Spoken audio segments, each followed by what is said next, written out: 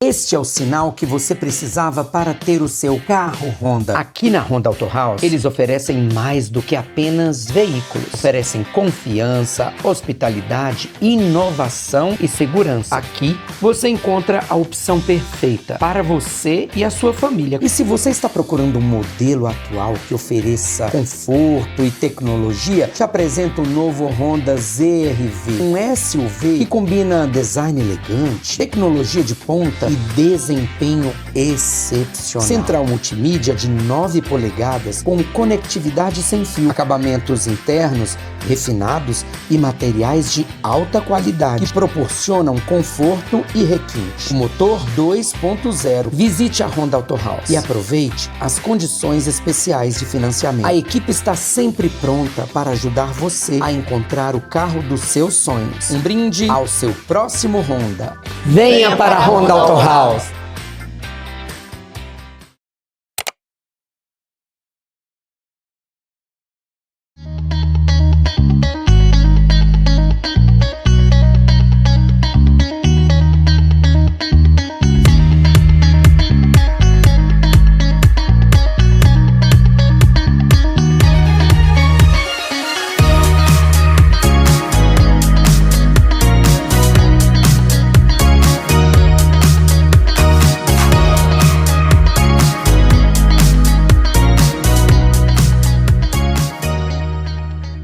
Olá, amigos queridos, está começando mais um programa William e o Mundo, sempre agradecendo a sua audiência, o seu carinho, a sua amizade. E hoje nós estamos numa casa de amigos, nossa, essa casa dos saberes aqui em Brasília, com o novo embaixador do Panamá no Brasil, nosso novo querido amigo, o senhor Flávio Mendes, que vai contar tudo e mais um pouco para vocês sobre esse país irmão, que no mínimo é encantador demais. É uma grata satisfação, meu amigo, estarmos aqui para falar com o senhor, para o senhor falar para o nosso público sobre os encantos, as belezas, a história e essa amizade tão sólida entre Brasil e Panamá. Bom, o que lhe posso dizer? Brasil e Panamá, nós temos tido uma relação que data desde o começo do século XX, desculpe, mas que se consolidou muito durante a época dos anos 50, por causa de que o Brasil ofereceu bolsas de estudos a muitos panamenhos, aproximadamente 5.000, e o que aconteceu é que existe uma empatia natural entre o povo brasileiro e o povo panamenho, ao ponto que nos mundiais de futebol, se tem um país latino-americano no jogo, o Panamá está torcendo pelo Brasil. Muito bom, embaixador. E hoje, quando a gente chegou para tomar esse cafezinho com o senhor aqui, o café panamenho, pessoal, muito bom. O senhor começou a falar para a gente assim, com essa alma generosa, com esse jeito já nosso, de sangue latino, desses novos projetos, desses sonhos de aproveitar mais esse espaço encantador, que é o espaço da embaixada, né? Vocês têm uma área privilegiada muito grande aqui, que dá para fazer muita coisa e tem vários projetos vindo aí. Então, para o senhor falar para o público de casa como é estar aqui, né, como embaixador do seu país, anos depois, o senhor que já estudou no Instituto Rio Branco, que também foi a sua casa durante alguns anos, quando o senhor aqui esteve? Bom, nossa embaixada, graças a uma doação que fez o Brasil no começo, quando a Brasília se inaugurou, temos um lote maravilhoso. E eu, recém-chegado, nós temos só a chancelaria, não temos a residência para os diplomatas e o embaixador. Então, vendo o terreno, a primeira coisa que vi, que notei, foi a beleza das árvores de cerrado. É uma beleza, parecem bonsais gigantescos. É lindo, é passivo, e com os atardeceres de Brasília ainda mais. Mas imediatamente percebi que haveria uma oportunidade para fazer um pequeno projeto que apenas estamos começando, que é a meliponicultura, que é poder criar abelhas sem ferrão. E isso tem que ver porque as abelhas com ferrão chegaram ao Panamá perto da década dos 80, e pouco a pouco se esqueceu, a população panamenha, e também aconteceu parte do Brasil, esqueceram de como fazer a cria e o cuidado e o manejo das abelhas sem ferrão. Então, começamos conversando com a Embrapa, que é a instituição, para mim, um modelo. Cada vez que eu falo com alguém da Embrapa, eu sinto que tenho que voltar a estudar. Aí só tem pessoas incrivelmente bem preparadas. E estamos começando um pequeno projeto aqui para botar as abelhas, por isso lhe mostrei o que temos, né? E passar para o Panamá de volta o ensino, pouco a pouco. É um projeto a médio prazo, mas eu acho importante voltar a poder dar essa criança para nós. E o senhor, quando o senhor esteve no Rio Branco, estudando, se preparando ainda mais para a sua área, o senhor já imaginaria que futuramente, décadas depois, o senhor estaria aqui como embaixador do seu país? Bom, quando você é jovem, você tem ilusões, né? Quando você já amadurece mais, pensa que não, mas quando é jovem, você sonha muito. E nesse momento eu sonhava com vir aqui. Isso foi em 1979 que cheguei aqui. Quase não tinha árvores, não tinha pouca grama em Brasília. Mas o que não tinha era substituído pelos espetaculares amanheceres e atardeceres. E o ambiente para poder estudar que era ótimo. Então eu adorei Brasília desde o começo. Então eu sinto que eu estava predestinado em algum momento vir, mas nunca consegui. Eu tenho uma carreira muito boa, ótimos postos no Panamá, no exterior. Aliás, cheguei à idade de aposentadoria e foi de repente com a mudança do governo anterior que o presidente atual, José Raul Mulino, ofereceu vir aqui e tem sido uma grande oportunidade no final da carreira poder contribuir de volta aí. E eu acho que também era um bom momento, porque encontrei com meus colegas, vários deles estão aposentados, outros estão no posto, mas é maravilhoso encontrar com que se deram bem, que tiveram uma vida boa, que o Itamaraty tem essa carreira que permite que a pessoa só melhore e consiga ajudar de volta ao seu país. Isso é lindo, ter uma carreira e ajudar de volta ao seu país, que foi o que eu achei. Então, estou realmente desfrutando e também dar de volta parte do que o Itamaraty me ensinou, o Rio Branco, e a minha própria carreira no Panamá, para, como se diz, juntar mais as nossas relações Brasil-Panamá. Embaixador, durante essa longa carreira, o senhor esteve em vários postos, em vários países. Pode falar alguns deles, inclusive em Washington, na época do presidente Ronald Reagan. Sim, esse foi o primeiro posto, foi no ano 86, na época do Ronald Reagan. Foi uma época muito interessante para Panamá. Nessa época nós tínhamos uma ditadura militar, que aliás, o outro dia eu fui ver o filme Ainda Estou Aqui, e lembrei o Rio de Janeiro. O que me chamou a atenção era a vida simples que tinha as crianças de cair na água, voltar para casa. Fui ver o filme por causa do tema da ditadura que o Panamá teve, mas consegui ver essa outra parte que é tão bonita, né? Da simplicidade das crianças que hoje em dia não tem. Então, eu tenho me encontrado com o Itamaraty ao longo da vida, em diferentes momentos, para o trabalho de diplomata enfim, é muito enriquecedor, né? E esses outros lugares, quais os outros países o senhor já esteve também?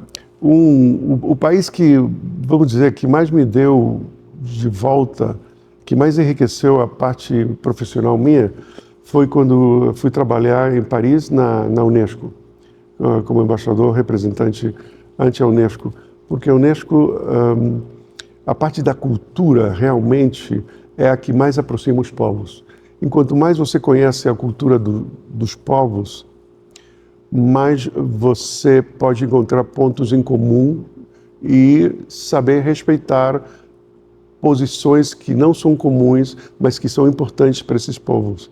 Então, esse relacionamento, para nós, os diplomatas, é muito importante, mas também é importante para a vida das pessoas, que é entender a outra parte. E a Unesco é um lugar particularmente interessante para esse tema. Embaixador, durante todo esse tempo que o senhor tem feito esse trabalho brilhante, então o senhor vai colocando, vamos dizer assim, pérolas, né, no meio desse caminho e desenvolvendo a cultura do seu país nos outros lugares. E hoje nós falamos bastante de cultura aqui no nosso café, E nós ficamos muito felizes por isso, porque Panamá sempre mostrou esse entrosamento, esse engajamento na área cultural e principalmente dessa preservação dessa cultura, dessa história de vocês, que é muito importante. Aí posso ressaltar um tema. O Panamá e o Brasil têm um tema em comum. Brasil, Panamá e América Latina, no começo da colônia, todos éramos parecidos, né? Vieram da Europa e tomaram conta dos nossos países, espanhóis e portugueses. Aí, no começo, é bastante parecido. Mas, depois, Brasil e Panamá, de certo jeito, tiveram um influxo um pouco diferente e que faz que o Panamá seja tão cosmopolita e com certos temas parecidos com o Brasil. Desde que nós começamos com a construção do canal francês, que vieram os franceses e europeus, 1890, mais ou menos, vieram os europeus. Então, aí já começa a entrar uma influência de outras religiões e outros países, grupos, costumes. Depois vieram os norte-americanos, que trouxeram como parte de pessoal de trabalho as pessoas que vinham do Caribe, porque falavam inglês e os panamenses não falavam inglês. Então, nós temos, ao longo da história, essas influências. Também vieram das ilhas do Caribe, de Curaçao, grupos religiosos judeus, e também, na época das guerras mundiais, italianos. Então, o Panamá tem uma mistura de todos eles forte, porque o país é pequeno, por poucas pessoas que cheguem, entra na nossa cultura. Inclusive, chineses também chegaram na época da construção de um trem, que se fez em 1853, mais ou menos. Chegaram os chineses durante o período do Ouro da Califórnia, que começou em 1849. Então, era mais barato e mais seguro para quem queria ir para a Califórnia cruzar por trem o canal, o país, que era 80 quilômetros, mais ou menos, e chegar na costa oeste dos Estados Unidos. Então, aí você tem uma mistura de povos. Isso faz que, junto com o fato de que desde 1900, começo do século XX, entrou o dólar na economia, então o panamenho é muito aberto a qualquer cultura, muito cosmopolita. Tem de tudo. O que não temos é assim, a força da comunicação das grandes, como CNN e BBC de Londres e tal, para poder falar de nós. Isso é uma desvantagem, porque então os brasileiros, os latino-americanos, o mundo inteiro ouve só quando há má notícia. Mas nós só somos boa notícia.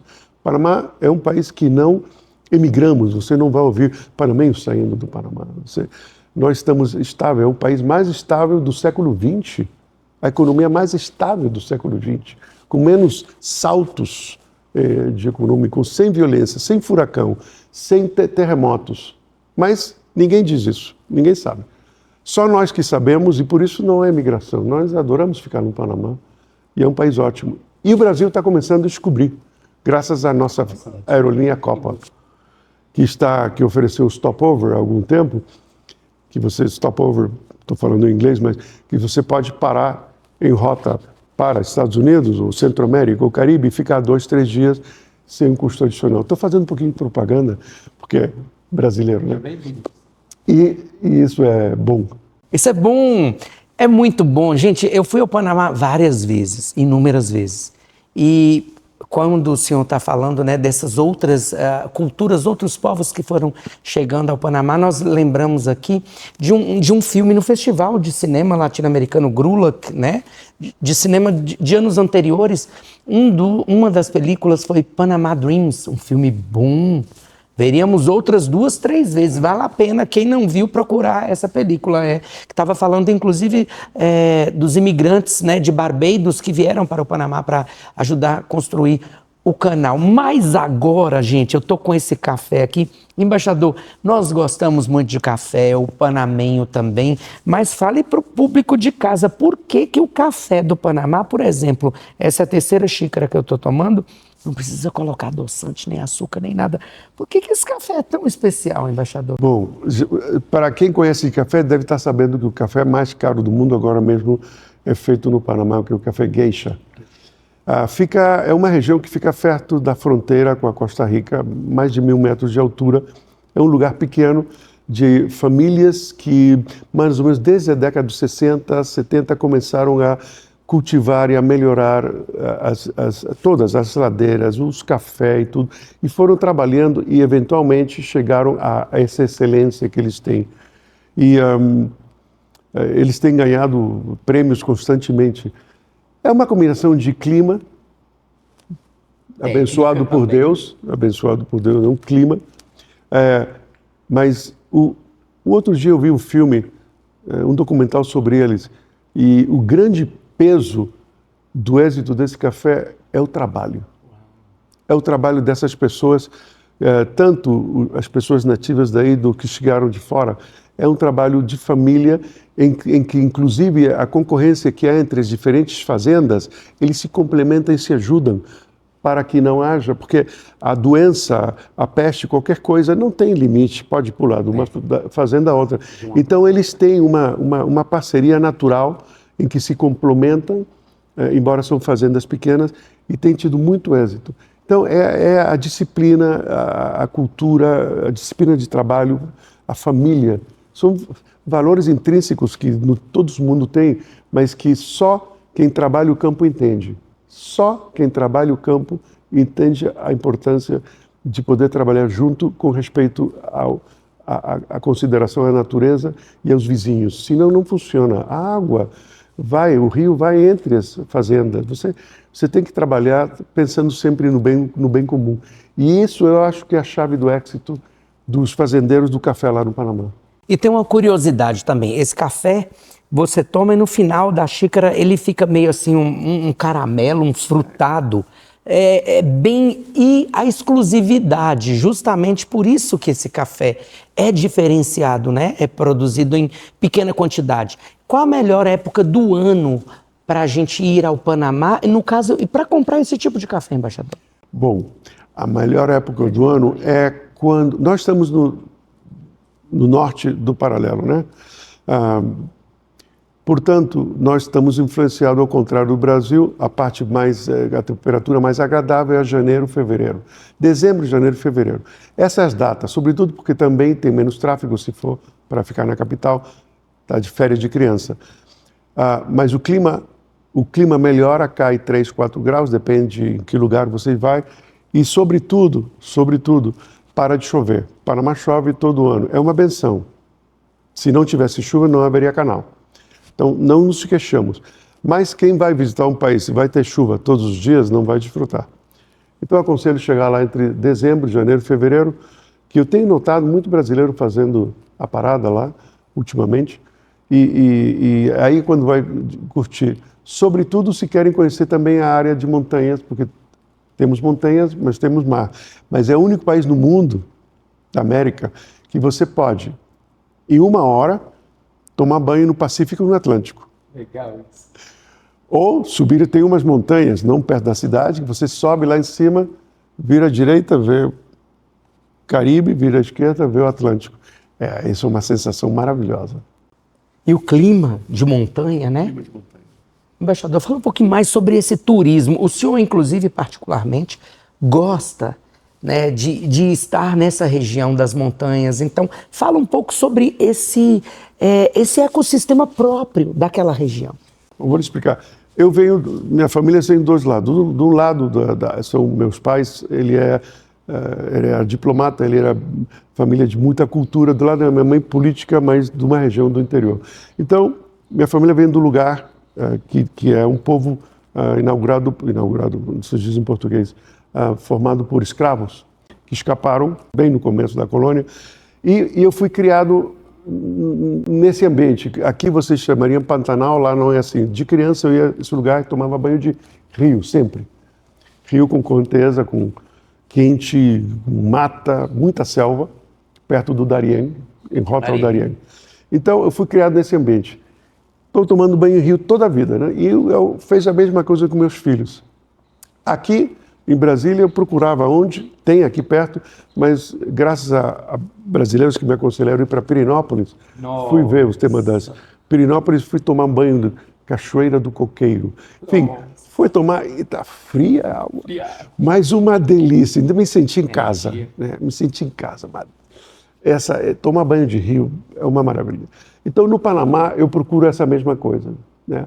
Tem um lugar que se chama Santa Fé, que é maravilhoso, na montanha, tão alto quanto, sei lá, Campos de Jordão, talvez, mas não tão complicado, longe da cidade, está 3 horas. E o clima está bem mais ameno, né? Fica 800 metros, 1000 metros, fica uns 22 graus, 23 graus, todo ano. Todo ano, isso é uma maravilha. Só que para fazer esse turismo você precisa mais tempo, né? Porque nós no Panamá não necessariamente éramos um país turístico até a reversão do canal, no ano 2000. É que começamos a construir mais o turismo fora da capital.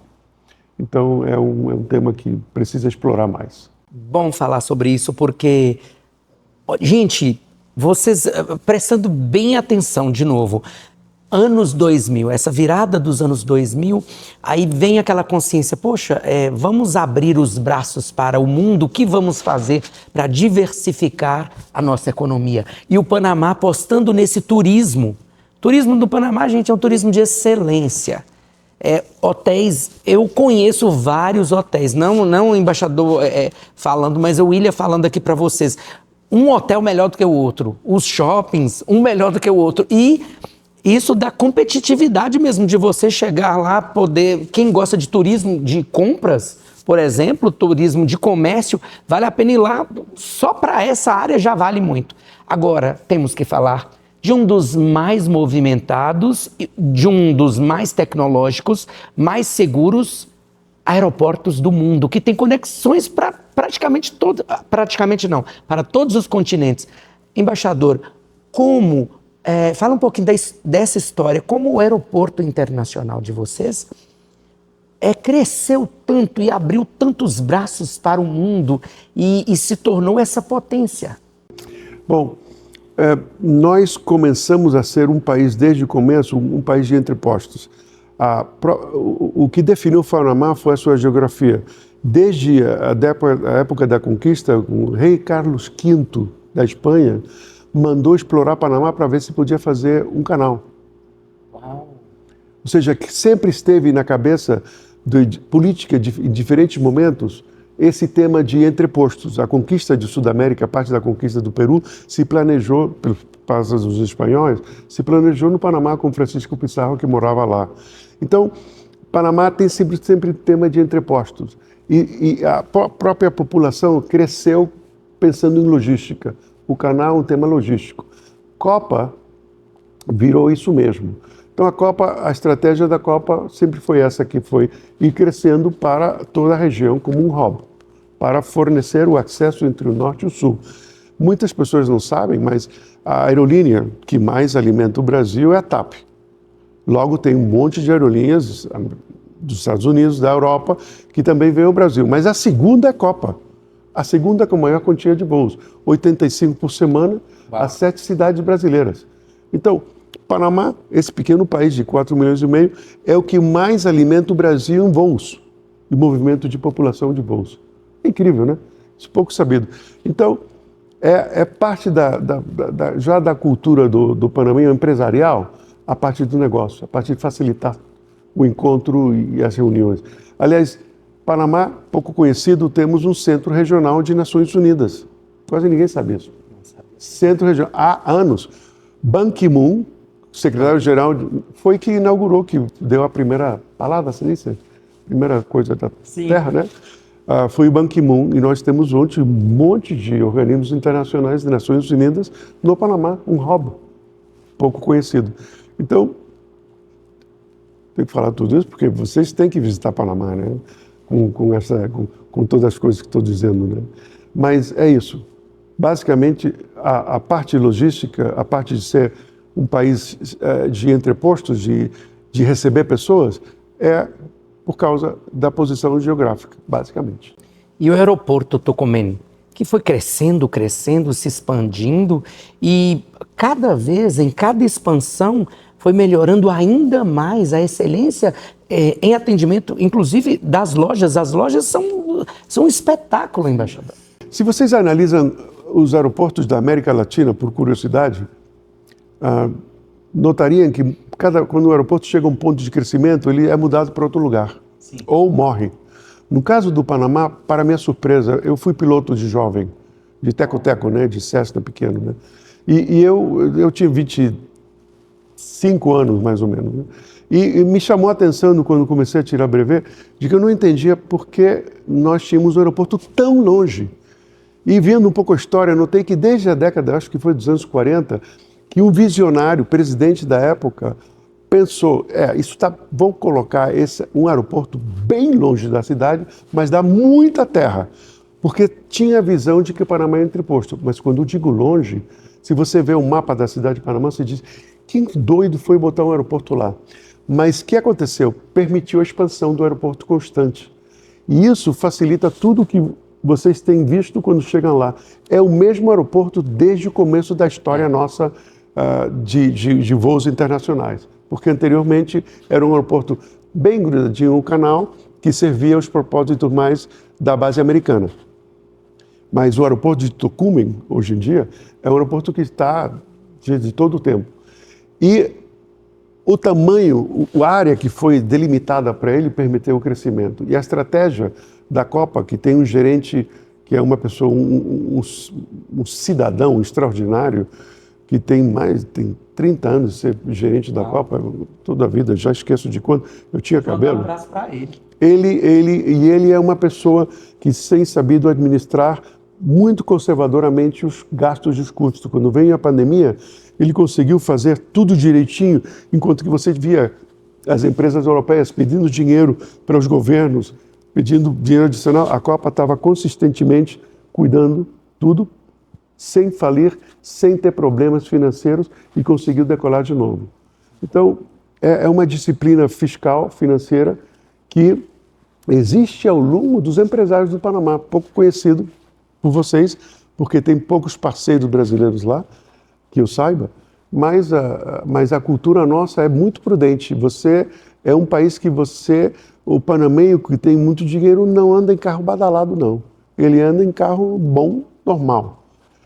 Você não vê amostras de muita riqueza lá. E é parte da nossa cultura. Capital do Panamá é uma cidade grande, mas ao mesmo tempo ela tem umas características de aconchego, de acolhimento. Isso é fato. Andando pela uma das calles lá, eu me deparei com crianças saindo de uma escola, e o que me chamou muita atenção, me tocou como educador também, foi ver crianças de vários tamanhos, de várias faixas etárias, todas uniformizadas, a meia, o padrão do sapato, o mesmo para todos. Então, assim, eu achei fantástico, porque ali eu pensei, poxa, como educador, olha como é que esse governo, como é que esse povo presta muita atenção nos pequeninos. Quem vai ser o próximo presidente vem dali. Sim.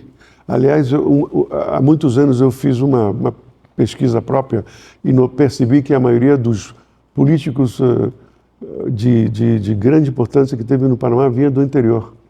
A escola do interior é mais profunda com a educação e a formação das crianças. Eu acho que uma criança que mora no interior consegue perceber melhor, primeiro tem os valores mais claros, né? E também consegue perceber melhor quais são as autoridades, né?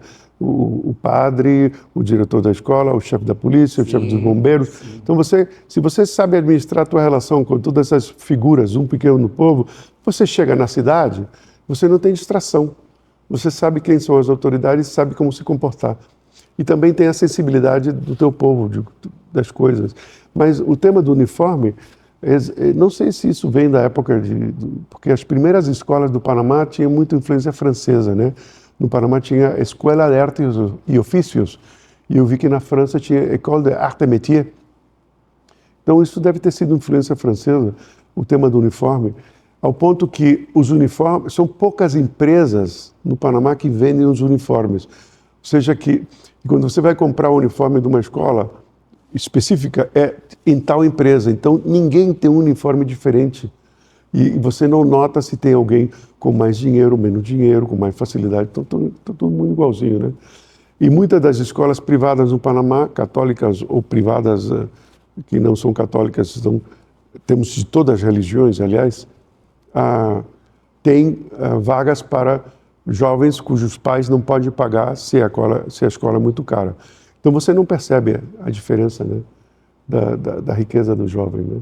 Eu sou da escola de São Agostinho, que nem o Papa.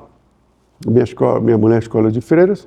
E assim, tem escolas para chineses, japoneses, alemão, judaicas, muçulmanas, tem de tudo.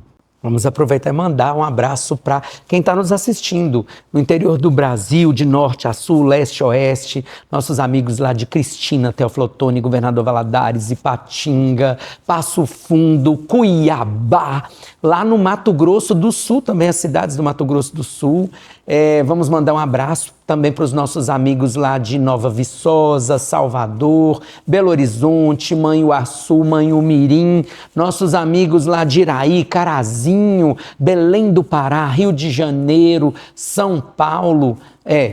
Então não sei se eu falei todos aí, mas a grande parte são essas. E para os nossos amigos que estão nos assistindo em vários países do mundo, vamos mandar um abraço também para quem está lá na Romênia, lá em Taiwan, lá na Sérvia, para quem está nos vendo nos Estados Unidos, lá na Ilha de Barbados, para quem está nos vendo também em toda a Latinoamérica, para os nossos amigos lá em Portugal, na Inglaterra, na Sérvia, no Grande Ducado do Luxemburgo, para os nossos amigos em Portugal, lá na Ilha da Madeira, no Reino de Espanha, na Grécia, enfim, para todos vocês um beijão. Para as irmãs de Notre Dame que estão nos vendo em vários lugares do Brasil, o senhor acabou de falar, né, essa importância de vocês terem essa abertura para a educação de vários segmentos, então vários povos que estão no Panamá, que sabem abraçar realmente essa diversidade, que é muito importante. É muito importante.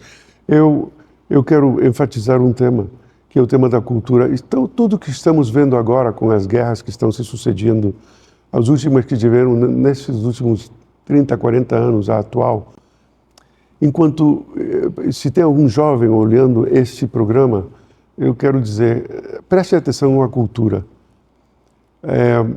Enquanto mais você conhece a cultura de outros países e a cultura e os costumes e a sensação, tudo que tem da pessoa que está do seu lado, isso permite a compreensão, isso permite o diálogo, isso permite a solução de conflitos, isso permite o crescimento econômico e o crescimento espiritual.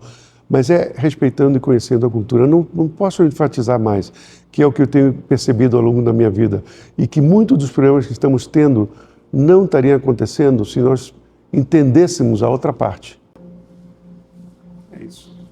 Embaixador, já falando sobre esse trabalho, esse entendimento, né, entre Panamá e Brasil e essa abertura de vocês para com os povos, aqui nós vemos que vocês vieram há décadas atrás, estabeleceram essa bonita embaixada, aconchegante embaixada, para mostrar, olha, nós viemos para ficar. E essas relações, vamos falar sobre essa amizade de Brasil e Panamá, os projetos de vocês para este novo ano que está começando. Então a embaixada, vem muita coisa por aí, pessoal.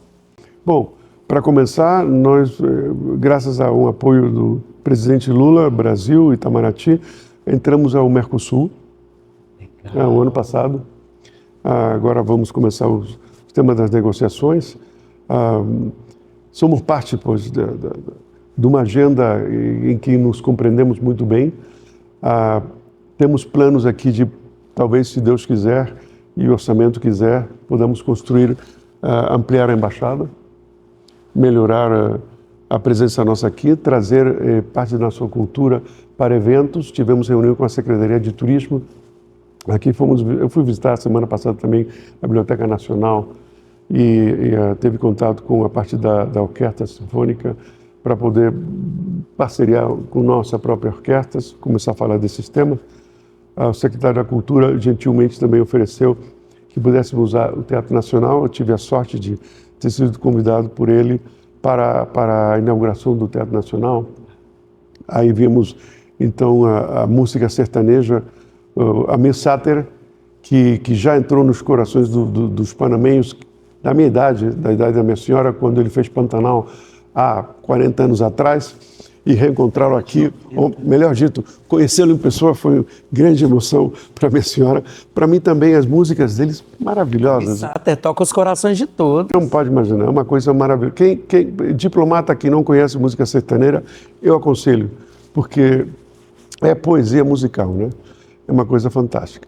Então, voltando, tema da cultura, planejamos ter outros eventos culturais aqui com o Brasil, empresariais. Na próxima semana eu estou indo a São Paulo para participar de umas palestras e reuniões que vai ter um escritório panamense que se chama Pro Panamá, junto com a Câmara de Comércio Brasil-Panamá, estabelecida lá no Panamá, reuniões com empresários brasileiros para mostrar como se faz o negócio no Panamá, que se conheça a nossa legislação empresarial.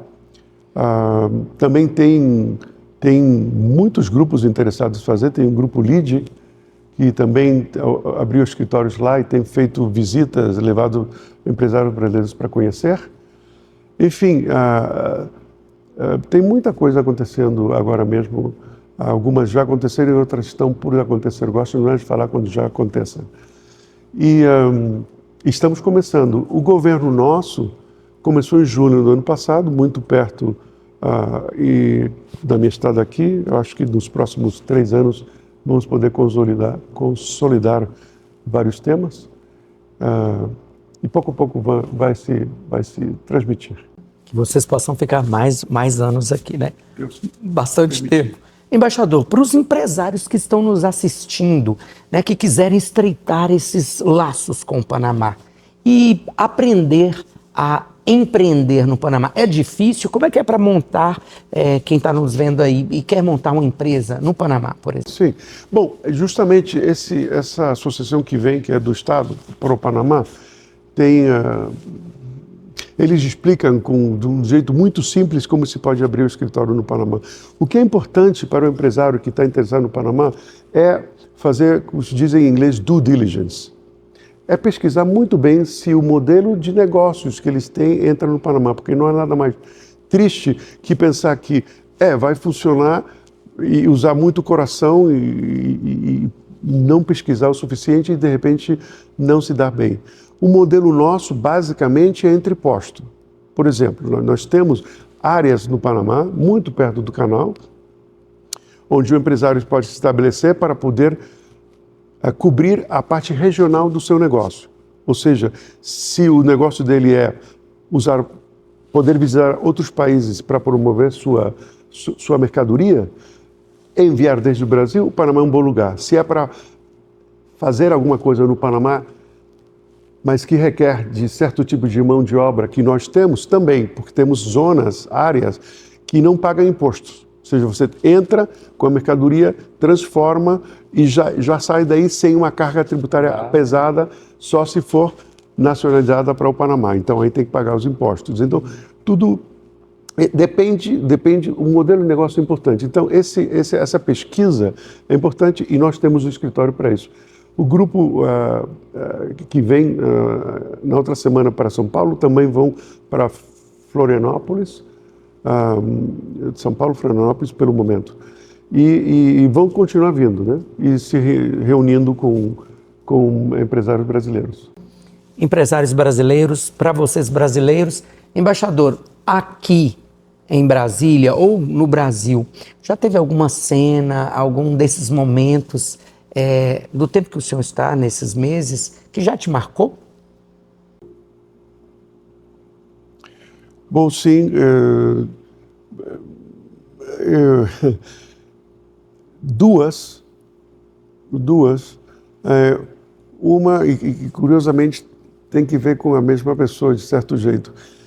Uma é que eu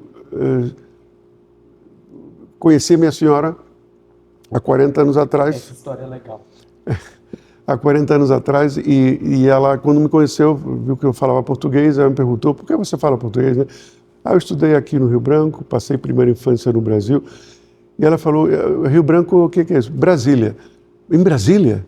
eu gostaria de conhecer Brasília, eu estou doida por conhecer Brasília. 40 anos atrás. Eu falei, Brasília? Eu pensei que ele ia dizer Rio, né?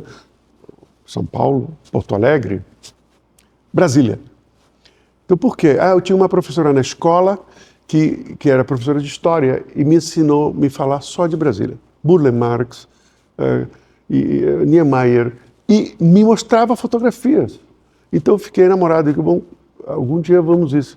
Casei com ela, ela pediu toda a vida que ela queria que viesse aqui. Nunca consegui vir aqui, né? E, de repente, viemos para a posse do presidente Lula, na delegação do Panamá. No dia 31 de dezembro, fomos à igreja, aqui na Catedral de Brasília, Nossa Senhora de Aparecida. E quando terminou a missa, minha mãe falou assim, pedi para você pegar esse posto algum dia. Então, eu estou aqui, né? Esse foi o primeiro. Mas o segundo, fomos visitar o Centro Histórico Geográfico de Brasília. Aconselho todos os diplomatas a irem lá, diplomatas estrangeiros que estão aqui em Brasília. A história de Brasília aí, fantástico. Fui recebido pelo senhor Castelo Branco, seu junta diretiva, Board of Directors, e estávamos caminhando e tal, vendo o museu, e de repente, quando terminamos, me convida a um café e um pão de queijo. Maravilha. Estou com minha senhora. E um dos senhores que estavam aí sentado, no final da conversa, eu já ia embora, ele falou, meu pai era diplomata. Eu falei, quem era seu pai? Ele falou, Augusto Stelita Lins. Eu abri os olhos assim, olhei para minha mulher, falei, nossa senhora, você é filho do Augusto Stelita Lins? Ele me deu os melhores conselhos que eu tive e utilizei na minha vida. E um deles, de certo jeito, terminei casando com ela. E essa é outra história. Mas o que quero dizer aqui é incrível, né? São coisas que marcam você, né? E encontrar, e eu poder dizer isso para o filho dele, foi para mim fechar um momento da vida, né? Porque consegui falar uma coisa para uma pessoa importante, né? Então é isso aí. Eu tive ótimos professores, ótimos colegas, ótima, como se diz, educação e formação.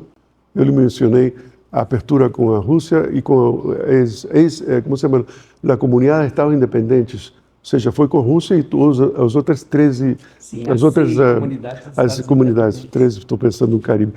Então, era embaixador concorrente para todas elas, né? E quem me ajudou para fazer ter meu cemitério é o embaixador Bambino, que em paz descansa, que era o embaixador do Brasil lá. Então, é isso, né? E voltando no tema da cultura, olha só como a cultura tem ajudado a nós, o Panamá, no meu caso, ao tema do trabalho, né? E tem ajudado o Brasil, porque eu sei que também eu deve ter histórias contrárias com colegas brasileiros com a sua relação comigo, que já descobrirei mais à frente. Como nós descobrimos os sabores e as texturas que já apresentamos no programa da Feira Internacional das Embaixadas. Embaixador, em poucas semanas, acho que 2, 3 semanas, talvez até menos, vocês afirmaram a participação na Feira das Embaixadas e o stand do Panamá foi um dos mais concorridos, com cores, texturas, sabores. Vale a pena ver de novo esse programa, hein, pessoal? Tá muito legal. Então, como é que para o senhor chegar e falar assim, assumir isso? Olha, William, ela insistiu e a equipe também queria participar. Estivemos lá e foi um sucesso. Bom, sim, foi a senhora novamente com isso. É importante que na vida do diplomata, se você tem uma boa parceira, um bom parceiro, a coisa funciona, ajuda muito. Eu, quando cheguei, ainda faltavam 2 diplomatas mais por chegar e vinha para cima, se apresenta o tema da feira e a minha primeira reação foi, não vou poder participar porque não tem orçamento, eu acabo de chegar, o orçamento não existe, porque o orçamento se faz de um ano para outro, né? Não tem orçamento e não tem pessoal, você tem uma pessoa e tem muito trabalho, que o começo, você chega como diplomata, tem muito trabalho para começar a decolar a embaixada nas missões que o presidente te dá. Eventualmente chegaram 2 diplomatas e a minha mulher continuou insistindo, temos que participar. Uma das diplomatas a nossa dita comercial, a senhora Analene, trouxe um monte de roupa tradicional nossa. A terceira secretária também trouxe uma roupa que é um vestimento espetacular da nossa cultura. Herança de família. E também a nossa outra secretária tinha, outra diplomata tinha também a roupa aqui. Então, aí já me animei. O orçamento não existia, portanto foi o dinheiro nosso e o apoio de todo o pessoal, comprando coisas, gastando do seu tempo, investindo do seu tempo. E foi um trabalho que nem uma colmeia de abelha, todos aportaram. Todos, todo o pessoal meu são heróis aqui, fizeram um trabalho maravilhoso, os locais brasileiros e os panamenhos. Então, por isso veio esse entusiasmo. Todos que viram aí, era todo o pessoal da Embaixada, foram todos, né? E fizeram a comida e não ficou nada. Às 12h30, antes de 13 horas, acabou, sumiu toda a comida, que eu pensei que não ia ser assim, porque a oferta de culinária era muito boa em toda a feira e é mais conhecida, né? O Panamá não é um país conhecido por sua comida, tem países conhecidos por sua culinária. Mas tudo se vendeu e foi muito alegre a participação de todos. Mas falando da gastronomia, a comida do dia a dia das casas dos panamenhos, que para mim, para a Ana, já se tornou, vamos dizer assim, a alta gastronomia mundial, que o Panamá faz parte. O senhor pode falar de alguns pratos, inclusive dos tamales, que são tão famosos? Os tamales, muito importante. Primeira coisa que quando cheguei aqui na Embaixada, quando você procurar, olha a folha para poder embrulhar o tamal, né? Que é a folha do plátano, banana da terra, que não tem. Eu preciso de um lugar mais úmido, com mais água. Nós temos uma culinária nossa, básica, simples, não tão ampla como a dimensão, por exemplo, que do Brasil, mas e também com influência de fora. Existe certa influência de fora, como todos. Portanto, nossa comida é bastante internacional, dependendo da parte do país onde você estiver, sobretudo na capital. Mas nós temos o tamal, o que vendemos na feira foi arroz com pollo, que não tem nenhum segredo, é arroz com frango, mas usamos certas legumes, lechugas, tomates, certos... variação de tomates, é verdade. Não sei os nomes em português, mas que nós sembramos aqui, que vocês não têm. Temos aqui, trazemos sementes, temos sembrado aqui no chão da fazenda, da Embaixada. Uau. Então, botamos aí na comida. Então, esse sabor muito particular, né? E certos pimentos que trouxemos, pozinhos que trouxemos do Panamá, típico de cozinha normal, muito bom. E bom, o senhor hoje provou hojaldres, que é muito simples. Mas a comida nossa é simples. Tem influência de vários lugares. Quando forem ao Panamá, vão adorar. Sobretudo café da manhã. O resto do dia tem de tudo. Mas é uma comida com aconchego. Então, a gente estava tomando café com o embaixador, parece aquele café preparado pela avó, na casa da avó. Dá essa sensação, né, embaixador? E para falar um pouco mais sobre isso, né? Sobre esse turismo, inclusive turismo de montanhas, como o embaixador já disse, Panamá, você tem o que você quiser. Tem uma grande capital com shoppings maravilhosos, malls que você acha de tudo, comida de rua também, muito interessante. Tem o próprio passeio do Canal do Panamá, que já é um espetáculo, um campeão, inclusive, né, embaixador, assim, de turismo, né? Nessa área, assim, é um passeio que o senhor recomenda. O passeio do Canal do Panamá é, inclusive, instrutivo, porque se vocês pensam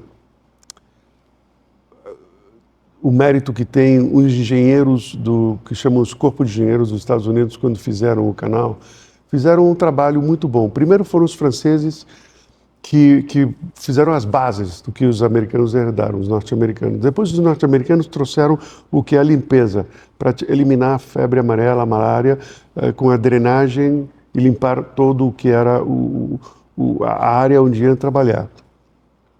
Então, O que você encontra aí, nesse momento, é uma amalgama de conhecimentos de engenharia que teve uma influência no país, porque desde o começo, o panameño, por causa desse tipo de limpeza, houve um grupo de pessoas que caminham por todo o país, num projeto nos anos 20 e 30, pela Rockefeller Foundation, de higiene. Então, o país inteiro, hoje em dia você vai às obras, construções, vai ver pessoas que saem da construção e saem limpos e lavados e tudo. E isso foi afetando todo o país inteiro. Então, você tem diferentes populações ao largo do país, onde você visita, e há muita higiene. A área indígena, para fazer turismo na área indígena, que tem uma comarca, aí não é permitidos hotéis grandes, tudo é simples, não tem quase eletricidade em muitos lugares. Você vai, deita aí, come comida feita na hora, que é a área de San Blas, um turismo fantástico. Logo você tem a área de montanha perto da cidade, que é um vulcão, se chama El Valle, que é um vulcão que tem águas termais. Isso dá 2h30 e tem hotéis maravilhosos lá. Logo você tem a parte do café, que fica muito mais longe. Se você quer ficar na área do canal, tem o turismo de canal diurno e noturno. Ambos, turismo do canal, diurno e noturno, é a 1 hora da cidade. 45 minutos a 1 hora da cidade do hotel. De noite você pode levar com família, com criança, ver a fauna noturna, que vai fazer caça, cocodrilos e tal, está vendo de noite, aí pertinho da cidade. Eu estou vendo aqui o capivara, nós temos por tudo quanto é canto, de tudo caminhando por aí, lá, saindo da cidade. Por quê? Porque o canal, para poder ter água, protege uma floresta. Então você tem uma floresta quase amazônica, a 15, 20 minutos, 30, entrando na área do canal, até chegar no hotel, que fica uns 45 minutos, na área dentro do canal. Você tem selva, muito perto. Portanto, pode ter a experiência de mata, de montanha, e de praia a 1 hora, de montanha de 2 a 6 horas. Toda essa experiência em curto tempo. Então, a administração do tempo é altamente eficiente numa viagem. 1 semana lá é como se você tivesse 3 semanas em qualquer lugar dos Estados Unidos ou da Europa. Enquanto experiência, por causa do tempo que toma para chegar a qualquer lugar. Como falei, Atlântico Pacífico 1 hora, é incrível, né? Então é a mesma coisa, você pode aproveitar muito tempo em pouco tempo. Muito tempo em pouco tempo já é o convite que ele está fazendo para vocês. Então a melhor época do ano, dezembro, janeiro, fevereiro. Precisamos também falar, já chegando ao final do programa, embaixador, Panamá também tem boas produções cinematográficas. Nós assistimos aqui vários filmes, inclusive um que retratava o carnaval. Gente, é um dos filmes mais engraçados que nós já assistimos. Era um carnaval onde a rua de cima, quem morava numa rua, competia com quem morava na outra rua. E é muito interessante porque parece, gente, é competição mesmo, somos latinos, somos todos latino-americanos. Então, Panamá, vocês têm essa produção cinematográfica considerável, interessante. O carnaval de vocês é um sucesso também. É um sucesso. Essa competição é como se fosse um fla-flu, né? Só que... Mas é muito legal. Só que é num povo. Isso, e tem uma rua que divide. Quem mora lá em cima dessa rua só tem que ir para lá, né?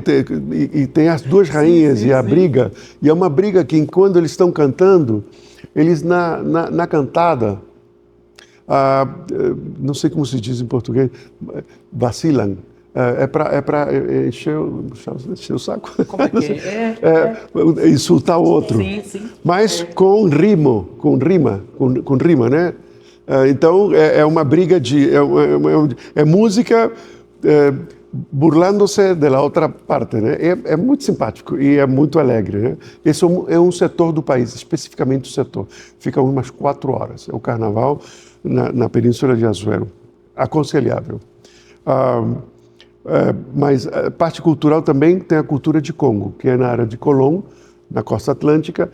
Eles têm seu próprio tipo de carnaval, com a cultura africana. muito interessante. Aliás, é patrimônio imaterial da Unesco, a cultura do Congo. E vale a pena vê-lo, né? Olha só quanta coisa tem no Panamá que não conseguimos dizer para fora, né? Que maravilha. E sobre cinemas, justamente a esposa do que é o presidente da Copa é uma grande diretora de filme. Ela tem feito filmes que têm chegado no Brasil, filme muito importante. Recentemente houve uma produção que nós estamos tentando ver se podemos trazer em algum momento do ano, que é sobre o tema do Canal do Panamá. Legal. E o tema do que foi o esforço do Panamá nas negociações do tratado, da época do canal, que é muito interessante, é nova. Vamos ver se trazemos mais para frente. E, bom, as produções nossas são poucas, mas são muito intensas e culturalmente muito ricas. Mais uma vez, fazendo um convite para vocês. Estamos chegando ao final do programa, pessoal, mas a gente tem uma lembrança para o senhor, embaixador. Nós trouxemos lá, veio de Minas Gerais. E o engraçado que... é engraçado, você vai entender por quê. Tá? Esperamos que o senhor goste. Tem umas lembranças aí bem das Minas Gerais para o senhor, claro. Obrigado. Tem uma que é para embaixatriz, então tem aí, o senhor, geralmente o senhor não gosta, mas eu acho que ela vai gostar, é um licor de jabuticaba, que é muito peculiar, de Minas Gerais. Para quem gosta de licor, a embaixatriz ela vai gostar, bastante. Minha mãe adorava jabuticaba, no Panamá não existia, ela levou uma frutinha e tentou sembrar e conseguiu eventualmente sembrar. Acredito. Jabuticaba, olha só. Quem tem um pé de jabuticaba em casa, a rainha Silvia da Suécia, lá no palácio. Tem aí um café de Minas Gerais, que veio lá da fazenda para o senhor, um café produzido também em pequena quantidade, tá? Isso aí, um potinho está customizado para o senhor. E as irmãs de Notre Dame mandaram também essas medalhas, né? Os escapulários e medalhinhas de Notre Dame. Muito obrigado. Tá? Para o senhor e para a embaixatriz tem as orações. Santa Júlia Biliard é uma santa francesa que começou a Ordem de Notre Dame há alguns séculos atrás e ela foi reconhecida pelo Vaticano na década de 60. Elas estão em dezenas de países no mundo inteiro. Muito obrigado. Eu visitei a Catedral de Notre Dame quando trabalhava lá. Somos muito devotos. Muito obrigado. Essa mensagem vou dar para a minha senhora aqui. Mas quanto detalhe, que agradecido. Querido amigo, queríamos... Eu tenho um café para o senhor. Ó. Uau, que bonito. Olha a apresentação desse café. Olha que beleza, é pequenininho, né? É essa bolsa. Volcán é um dos setores da província, perto da fronteira, que eles produzem. Muito perto do Volcán tem outro lugar que também se faz o café geisha. E esse aqui, que diz Duran, é parte do café que o senhor acaba de tomar também. Nossa, muito bom, gente. Vocês têm que ir ao Panamá. Vale a pena a visita para provar. Olha, gratidão, meu amigo. O senhor pode deixar. É a amostra. O resto vai estar no carro já. O resto a gente tem que ir lá para tomar esse café lá, pessoal. Olha, embaixador, já fica da nossa parte o convite para o senhor, para toda a sua equipe, que sempre que vocês tiverem algum evento ou quando vocês quiserem organizar alguma coisa, estamos à disposição sempre. E o nosso público também quer acompanhar a sua trajetória, então ele vai ficar vários anos aqui com a gente, se Deus quiser. Para mostrar mais sobre a efervescência cultural do Panamá, no Brasil e no mundo, esse Panamá que sempre esteve e está de olhos, os pés bem fincados no presente, preservando a história e com os braços e os olhos sempre mirando o futuro. E essa amizade estabelecida há várias décadas aqui no Brasil, só pode deixar uma mensagem final para o nosso público?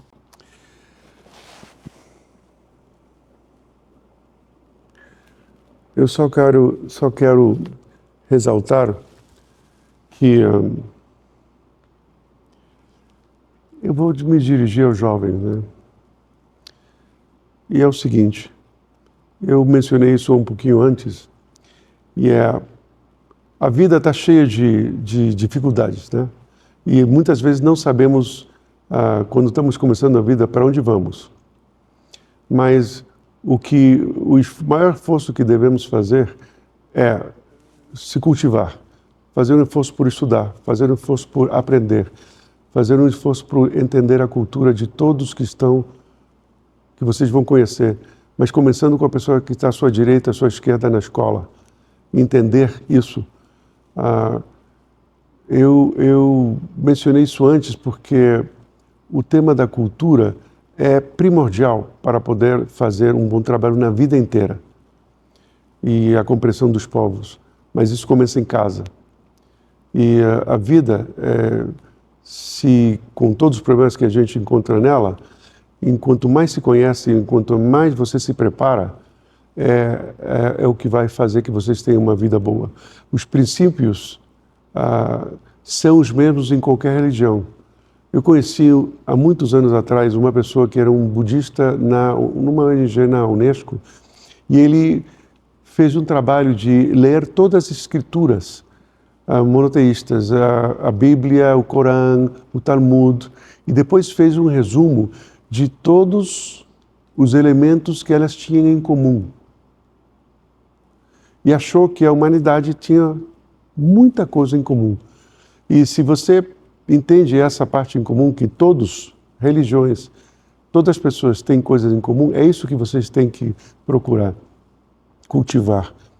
E parafrasear, para repetir uma frase que eu vi, está em YouTube, que tem um homem que está apresentando a Neil Satter, que está tocando violão, acho que está sobre uma água, está como num Pantanal, mas a apresentação no momento ele diz algo assim como, porque todo mundo tem informação e tem o direito de ser feliz. Tem algo em si para ser feliz. Então, todos temos que cultivar isso para poder ser feliz. Obrigado. É preciso amor para poder, o sabor das matas e das maçãs. Mas tem uma música, que a gente vai terminar com um pedacinho dela, tocando em frente. Mas tem uma música panamenha, Ana Machado, um pedacinho dela. É uma história de amor como... Ai, outra igual. Nossa, mandando um abraço para vocês. Quem sabe no próximo programa a gente já... Que le dio luz a mi vida, apagándola después. Ai, que noche tan oscura, sin tu amor no viviré. A pessoa que lhe fizeram essa canção morava ao lado da minha casa. É o tema de mais um programa. Já fica o convite para vocês. Gente, dá uma matéria só esse assunto. Só não, né? Muito assunto. E como este é o primeiro programa da nova temporada de William Mundo para 2025, com o nosso querido e ilustre novo amigo. Embaixador, pode deixar uma mensagem para o Dia dos Pais nessa comemoração, que é uma das mais importantes, acredito que não só no Brasil, mas no mundo inteiro. Bom, quando eu me casei, teve um momento de reflexão e foi, nossa Senhora, ninguém ensina a mim, nem minha mulher, a ser pai e mãe. Não tem curso. Poxa, por que não tem um curso na escola? Assim como te ensinam de tudo, mas como é que vamos fazer como a gente faz de pai e mãe? Já hoje em dia, sendo avô, e minha mulher avó, o que eu quero ressaltar é que os filhos aprendem do exemplo. Então, se tem algum jovem aqui que algum dia vai ser pai, o meu conselho hoje em dia é só pense em fazer as coisas do jeito certo, porque ainda que você diga para o filho, faça isso, não faça aquilo, não vai ouvir, não vai escutar tanto e não vai aprender tanto como no exemplo que ele vai ver de você ao longo da vida. Ou seja, que silenciosamente a criança vai incorporar a seu comportamento o exemplo do pai. E isso eu vi porque hoje em dia, e há muito tempo, eu medito sobre meu pai, que era uma pessoa muito conservadora, do interior, séria, e todas as coisas que eu achava que não estavam, que quis discutir, eu não estava certo. E as coisas fantásticas que ele tem foi a que eu implementei até certo ponto, porque também tenho falências, né? Cometo erros, todos cometemos erros, mas o exemplo, temos que fazer um esforço para dar o exemplo para que os filhos façam isso. E esses jovens que vão se casar, lembre-se disso, tente de fazer um bom exemplo, que é o outro jeito de ensinar a seus filhos, sem ter que dizer nada. Essa mensagem linda para vocês. Então, agradecendo mais uma vez a sua audiência, o seu carinho, a sua amizade. Mandando aqui mais um abraço para outras pessoas que nós não falamos. Então tem Pará de Minas, quem está nos vendo no interior de Minas Gerais, lá em Pará de Minas. Também quem está lá no norte de Minas, em Montes Claros. E eu não falei, mas Campo Grande, porque o embaixador tinha falado daquela região deles que mais se assemelha lá com, depois do Mato Grosso do Sul, nosso Pantanal. Pois é, nós temos amigos lá no Pantanal nos vendo. Também nas Ilhas Cabo Verde, em Santo Antão, em Mindelo, na cidade de Praia Capital. Para quem está nos vendo lá em Luanda, em Angola. Para quem está nos vendo em Addis Abeba, lá na Etiópia. E para os nossos amigos que estão nos vendo em outros lugares do mundo inteiro também. Mais uma vez, um abraço, um beijo no seu coração, com imagens e produção de Ana Machado, há 7 anos com patrocínio de Honda Auto House, a excelência em atendimento Honda. Beijo no seu coração, feliz Dia dos Pais. Meu pai, meu amigo, fiel companheiro, exemplo verdadeiro para mim. Beijo no seu coração, muito obrigado, meu amigo. Obrigado. Gratidão, tchau.